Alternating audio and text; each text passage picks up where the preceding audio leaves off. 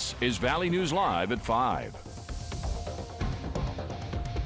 Good evening, everyone. We begin with a Valley News Live investigation after new exit interviews were released from the Cass County Sheriff's Office. The Sheriff's Office sent out the employee exit interviews to all media outlets as part of an open records request coming after an anonymous account called Code 4 Media made it, as well as internal investigation files. This is the same source that sent out a mass release of investigative documents yesterday. It shows that 55 people left the Cass County Sheriff's Office since the current sheriff, Jesse Johnner, took office. None of the reports, though, list the sheriff's leadership as a reason for leaving, but say poor communication and morale within the jail are the main problem.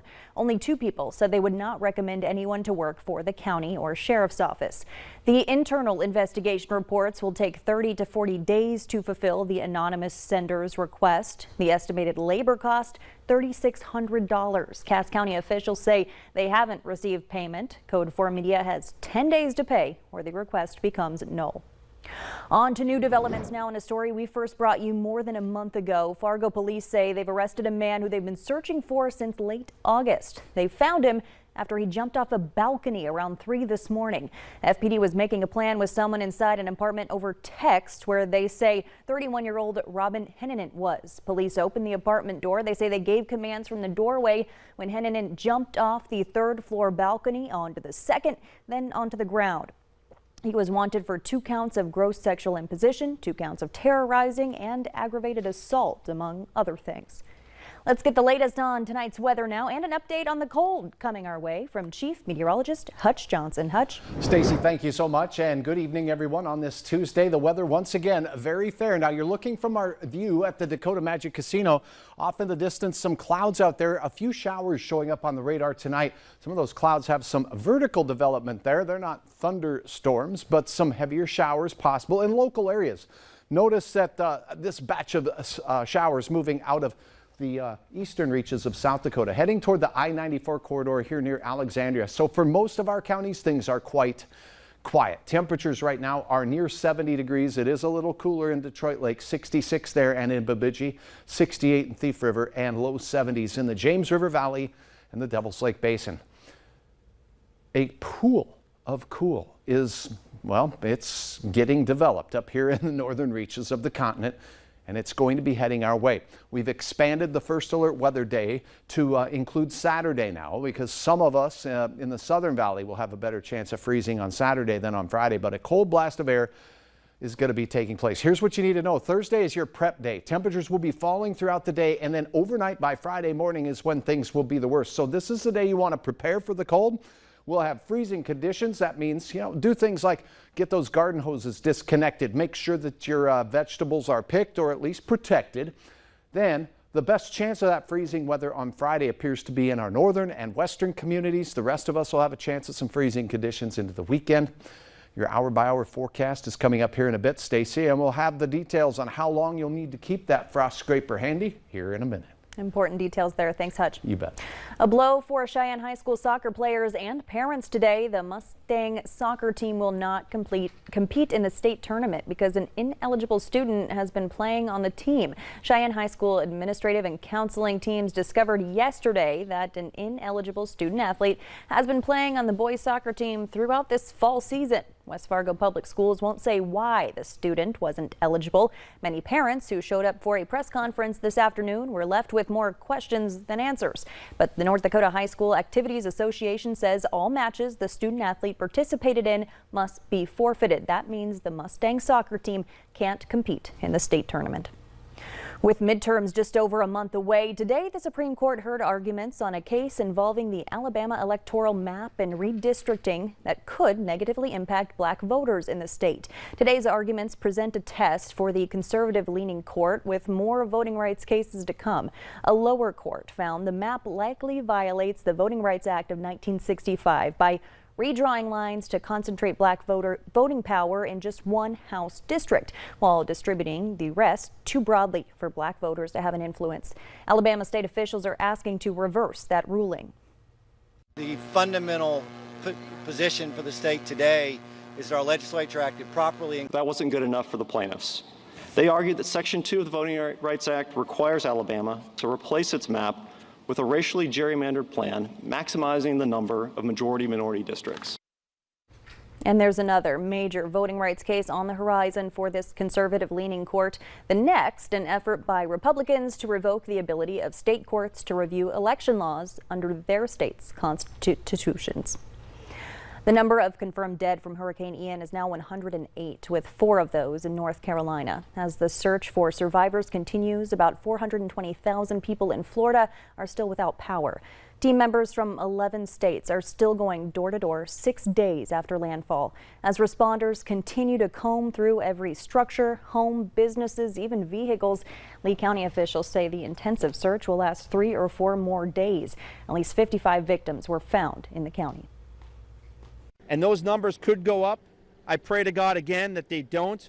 But until we go through the rubble, until we see exactly what we have, we're not certain who's missing and what those numbers will be.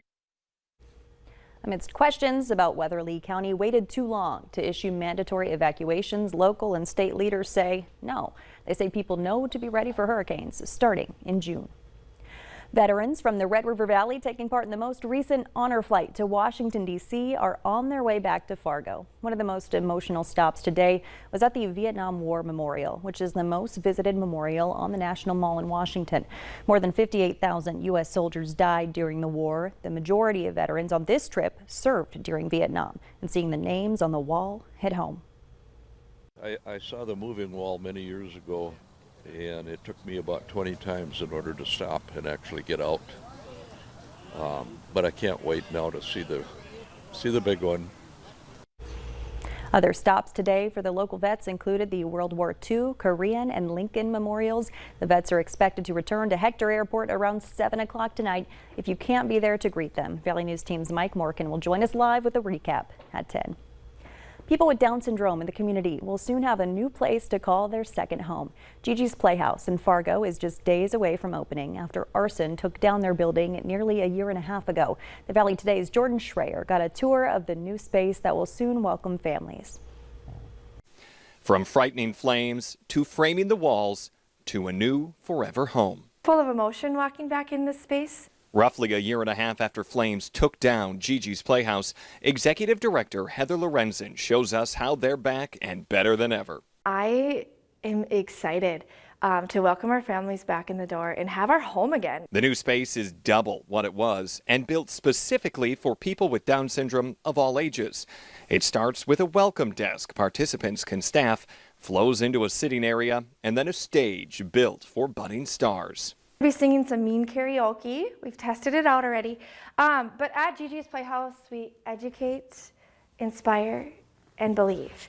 If karaoke isn't your thing, there's a playroom for the kids or the kids at heart. And so this is a unit for them to be able to really play and excel. Kids, teens, and adults will also be able to cook up some skills in the new spacious kitchen. Really, when we look at a dream kitchen in our future programs, it's truly a dream come true.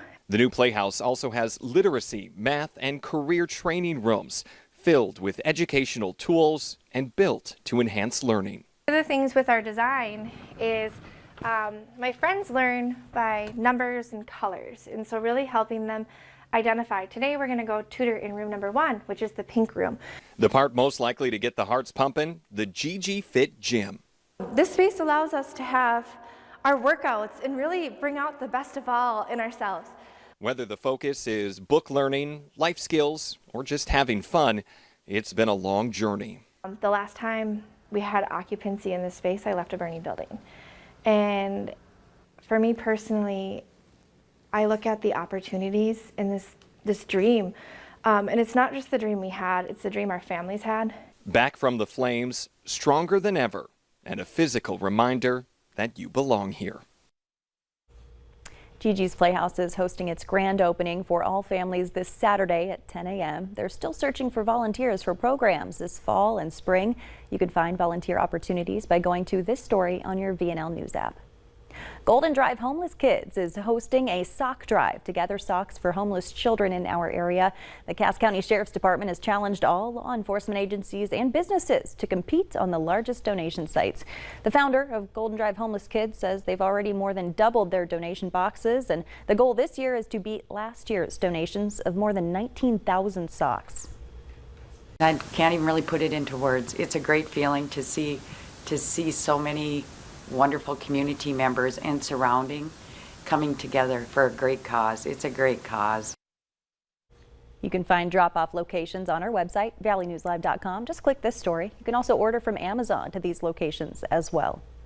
Later here on Valley News Live at 5, some advice on how to protect yourself this flu season. And morning temperatures relatively mild today. We have some clouds keeping us near 60 degrees for portions of the Southern Valley and Lakes Country. Some 70s out there again. One more warm day before we wave goodbye to the 70s and dig for the frost scrapers and the long johns. Your hour-by-hour forecast looks chilly. I'll have details right after this.